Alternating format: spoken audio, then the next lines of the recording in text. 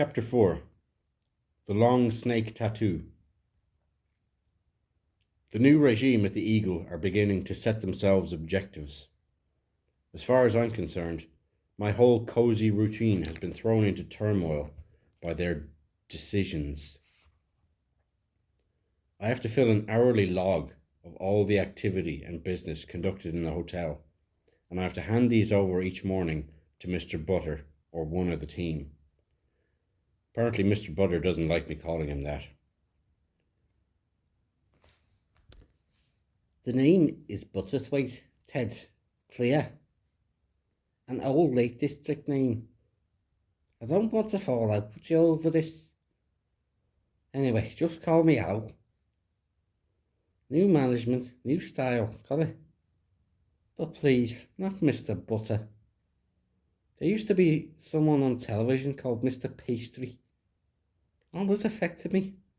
So no Mr. Butter, Ted, okay? Anyway, what would this inconvenient log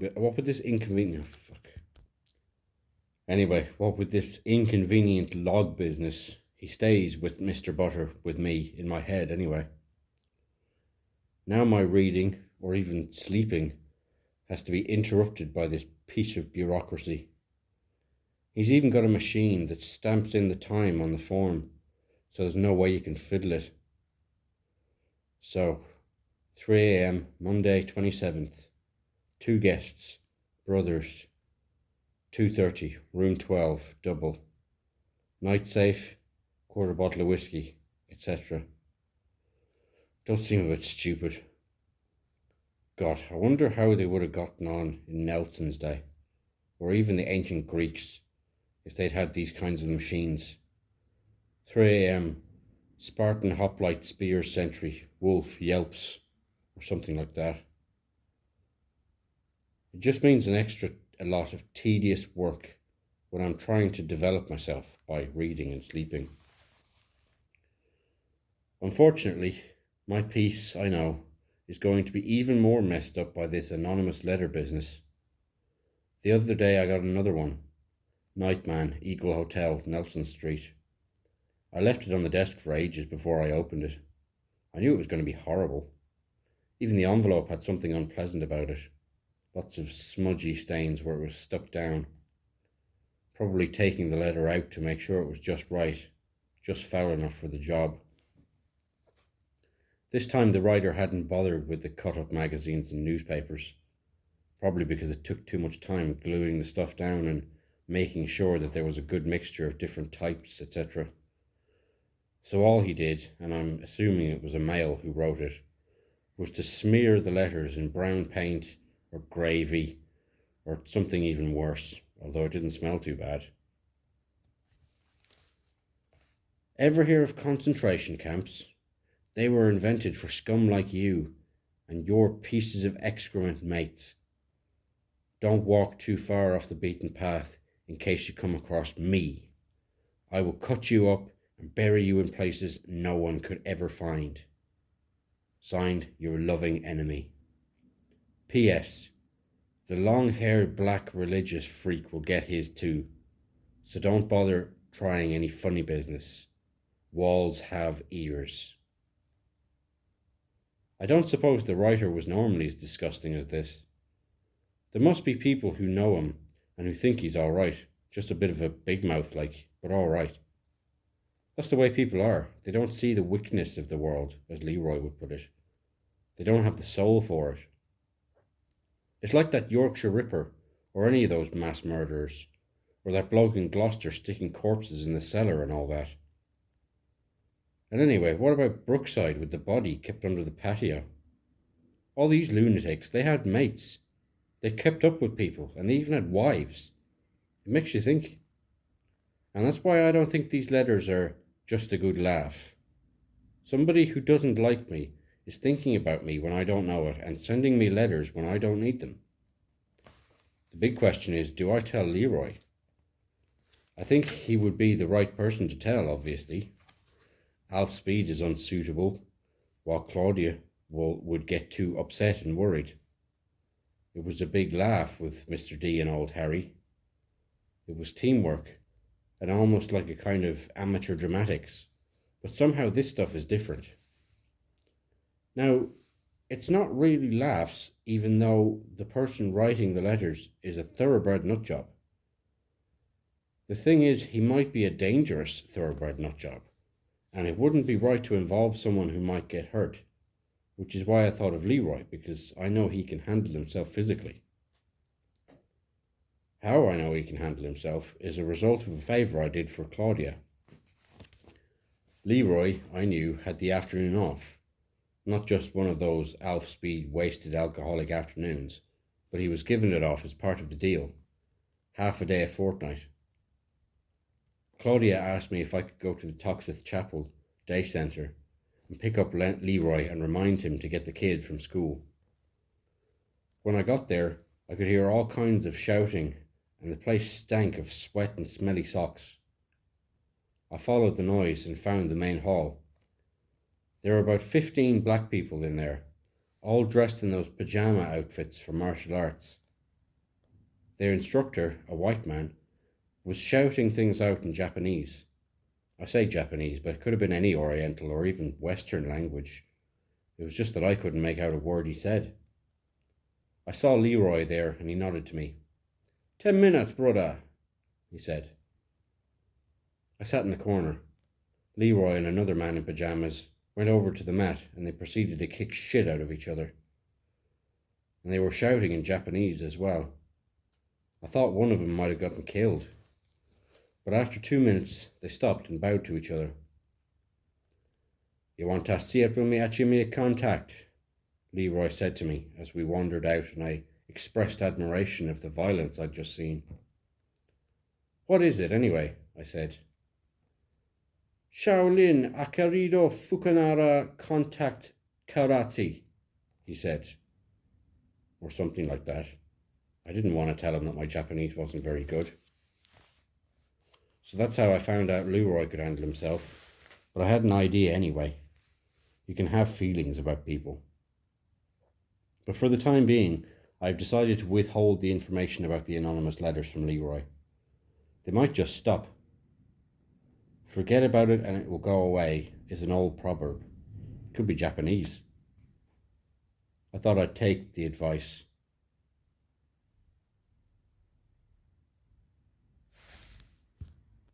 Of course, the new thing now at the Eagle is the 045 form, which has recently been invented by the brilliant mind of our Mr. Butterthwaite. Just call me Al, he keeps saying to everyone at work, and the fashion now is to just swear under your breath at him. The wonderful 045 form is a form that tells the management team the comings and goings of each of the guests once they've booked in. It's for market research, he said the other day at the flight session, another new invention of Mr. Butter. It's just like taking off in an aeroplane or an eagle in flight, he actually said. And the session gets you ready. Now I have to stay late every Tuesday morning for the flight session. It's basically so we can plan future provision for the guest/customer. What we've got to do, and I'm asking for your full support because you're the ones who will have to ask these questions, is to get a realistic picture of the out-of-room interests for the client/guest. It's a simple enough form, and I expect a complete set of these each week so I can make suggestions to senior management down in Chester. Apparently it's all the rage in America, and it's one way of putting ourselves ahead of the opposition. I didn't want to make the point about the opposition being involved in straightforward hotel activities, like providing rooms for people to sleep in, unlike the Eagle, which provides rooms for derelicts to shag in. But I don't think Mr. Butter would have enjoyed that discussion. Unfortunately, he takes everything deadly seriously. So here I am now with 2 forms to fill out every night, as well as asking the guests to fill out an A6 registration form. The log, of course, is fairly straightforward, but this 045 thing means you can't even fabricate the log because it has to correspond with the 045. Obviously, if you've got Mr. Jones, say, from room 13 taking a bit of a stroll, as some of our guest stroke clients, as Mr. Butter would say, often do in the early hours of the morning, you've got to put that down as well as ask the customer stroke guest where he's going. It makes you wonder whether all this business is really just there to make my life as uncomfortable as possible. It makes you wonder whether all this business is just there to make life as uncomfortable as possible for you, and not really anything to do with market research and all that stuff. For instance, the other night Jeff turned up at about 11:30 or so and booked a room for the night. "Hello, Ted," he said. "How's the old hospitality business?" Not too bad, except we're getting swamped by all kinds of forms, I said. I wasn't really in a moaning mood, but you feel you want to tell the occasional person, especially if they know that you'll make a joke out of it. "And who are the alligators?" Eh? "Alligators? Swamp? No?" Oh, yeah. I didn't fully laugh because it wasn't one of Jeff's best jokes. The thing was, it kind of backfired. About 1 o'clock in the morning, Jeff passed me on his way out. "Jeff, do you mind if I ask you where you're going?" "It's for the O45, one of those flaming forms I was telling you about," I said. "You're getting this kind of shit to do," he said. "Write down the following words, Ted. Mind your own fucking business." Alright, I knew this fella wasn't as much of a dickhead as the last one. What was his name? "Mr. Devlin." Yeah, that's the bloke. And a creepy old get Harry. But still, I'm not telling anyone where I'm going or what I'm doing, no matter what it's for. So I think I'll just put uncertain or something like that. "Your best bet," Jeff said, "is to shove this old 76 or whatever it is up this new fella's ass. You might have to teach him a lesson, eh? Anyway, I'm off out to look for me brother, alright?" It's terrible when you think you've got a routine or a way of life or guaranteed finances or something, and a person or even a group of people come along and make everything sour by being so keen or desperate or energetic. And this fella, Mr. Butter, has got the same kind of approach to the world. If you get in the way, he's going to knock you out of the way. Simple. And all this downright ridiculous, wasteful work we've got to do now is part of Mr. Butter's attempt to make us into units of efficiency or something. Maybe Jeff has got a point, and we've got to stop the opposition, mess them around. God knows how that's the point. What I will do with my spare time and energies is to try and pick up a trick or a plan that will wind up Mr. Butter and his new world. I know that I will get some ideas from my reading and also from my conversations with Brother Leroy and Claudia. When things begin to put themselves into shape, I'll probably call on Jeff to do his famous policeman imitation or something. Perhaps I could get in touch with Dr. Harrison, if that was his real name. That would be a good way of doing it. Or I could involve Alf Speed and his extremely efficient removals company. But then Jeff wandered back in with one of his brothers, this time a bloke in a black leather jacket covered in studs and things. I could see he had the start of an enormous tattoo on his hand, the top of a dragon or snake that must have curled all over his body if the rest of it was the same scale. "Ted, meet Albie, one of my, well, let's say brother to be safe, Albie, eh?" Jeff gave me a Mars bar as he was saying this. I don't know where he got the idea from recently that I've got a sweet tooth, but he keeps giving me things like Mars bars and topics. I wonder if that was some kind of hint. "Oh, glad to meet you," I said. Ooh, that'll put cherry on the ice cream tonight, Jeff. Getting a friggin' welcome like friggin' Francis Bleeding Chichester. I like him. Albie was what you would call camp. But then I have to ask whether they'd be going out again. I told Jeff it was for the 045. He said, in unrepeatable words, that he would blow the place up with a petrol bomb if I continued pestering him with questions.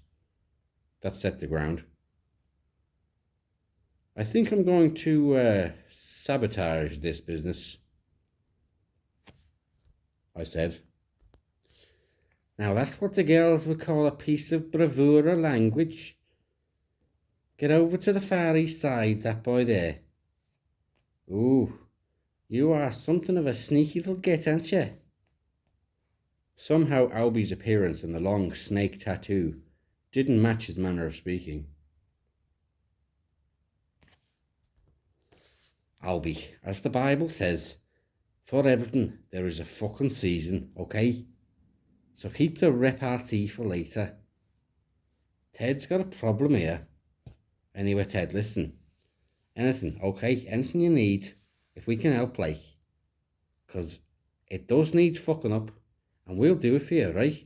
Like the old times, eh? We've seen off one bunch, and we can do the same again, no sweat. Come on, Gloria. He was talking to Albie now.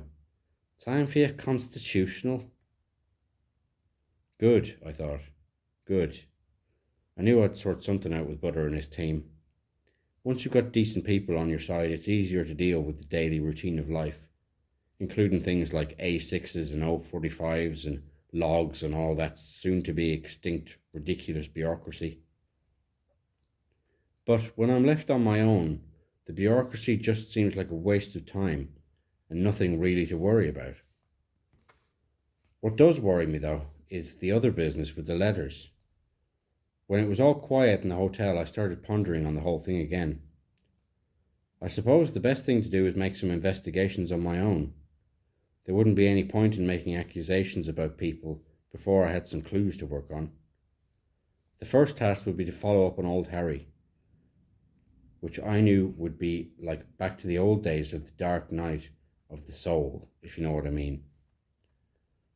Just thinking about that mutant human gives me the shudders and produces an effect in my stomach resembling the first stirrings of vomit. But even getting to the old donkey, as he was affectionately called on the night he got done, wouldn't be easy. I don't remember him leaving me his address when he left. It's not as if we were friends or anything like that. In fact, if I remember rightly, the last words he said to me before he left was something about there being money owed to him from the night stash. That was it. I remember now.